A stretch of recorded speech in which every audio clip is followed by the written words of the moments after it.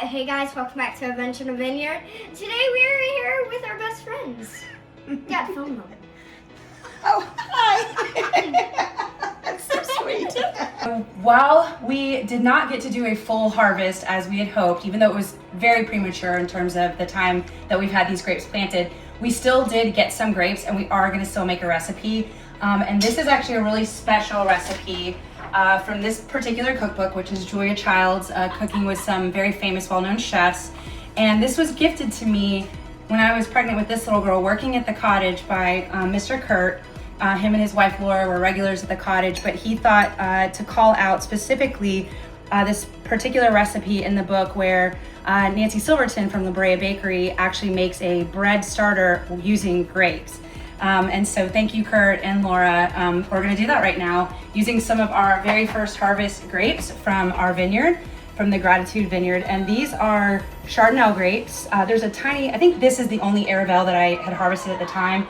And then these are the Chardonnay. And so what we're gonna do is we've got a washed cheesecloth.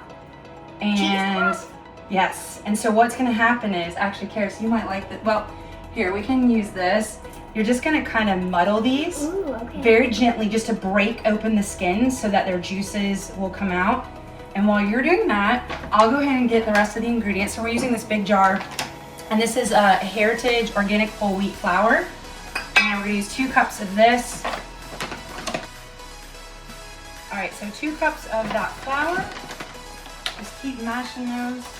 And then we have 2.5 cups of tepid water that we're gonna just, Oh, it's juicy. and it's totally fine if this is lumpy because it's all gonna kind of incorporate over a 6-day period. And it seems very shallow, but believe it or not, this is really gonna start to rise, so you want that extra space. Hold on, let's stop it. So we don't wanna lose all of our juice on the counter. So just a gentle kind of breaking of these skins, right?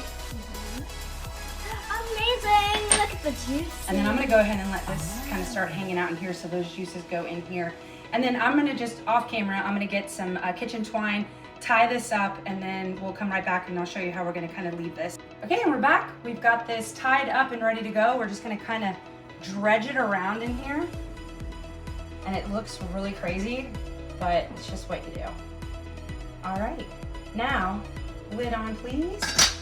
This is literally gonna go into a cool, dry place for 6 days. I'm not gonna touch it. And then 6 days from now, we'll start feeding it and it'll become our starter. But in addition to that, 6 days from now, we can actually then remove the grapes and all the beautiful fermentation process will have been well underway by then.